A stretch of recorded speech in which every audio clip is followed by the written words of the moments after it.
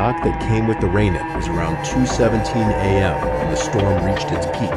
Rain hammered against the windows like handfuls of gravel, and the wind howled through the trees behind my house.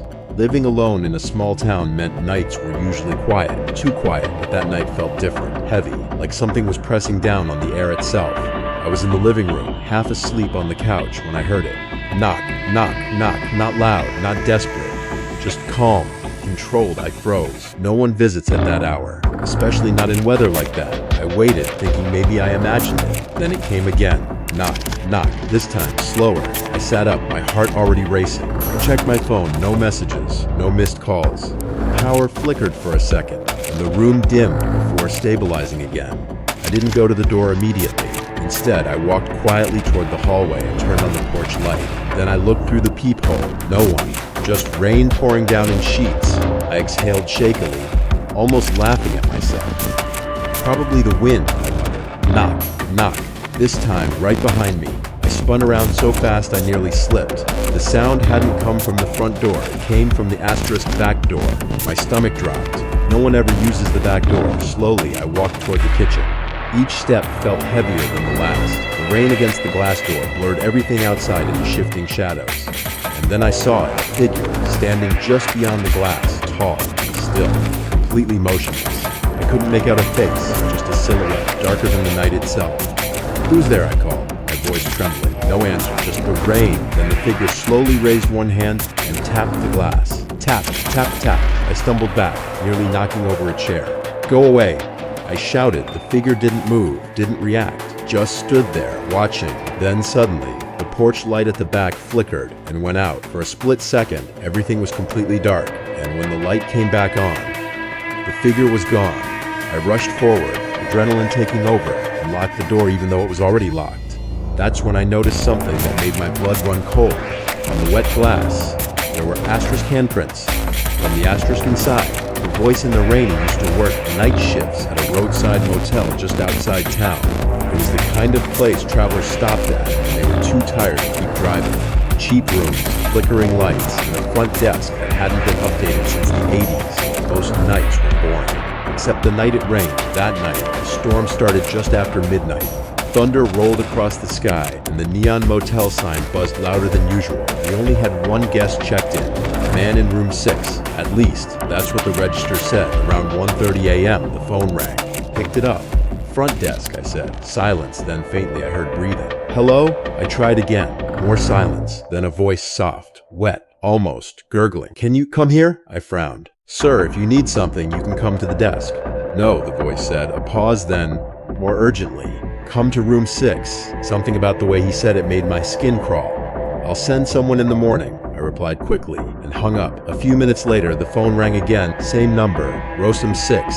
I hesitated, then answered. This time, there was no breathing, just the sound of rain, and then, "You didn't come." My grip tightened on the receiver. "Sir, I told you, you should come now." The line went dead. I sat there, staring at the phone. Every instinct told me not to go, so I didn't. Another 10 minutes passed, then slowly, I heard something from down the hallway, a door creaking open. I looked up. Room 6 was at the far end of the corridor, partially visible from the desk. Its door was open just a crack, and something was standing in the doorway. I couldn't see clearly through the dim lights in the rain-streaked windows, but I knew it was watching me. Then, impossibly, the phone rang again. I looked down. Room 6. With shaking hands, I answered. "Hello?" This time, the voice was right next to my ear, not through the phone. "Behind me. You're already here." I dropped the receiver and turned around. No one. I spun back toward the hallway. The door to room 6 was now fully open. The next morning, the police came, because according to their records, the man who checked into room 6 had been found dead in his room 3 hours, asterisk before the first phone call.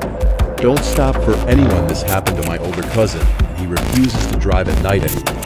He was traveling back home during monsoon season, taking a long rural road that cut through miles of empty land.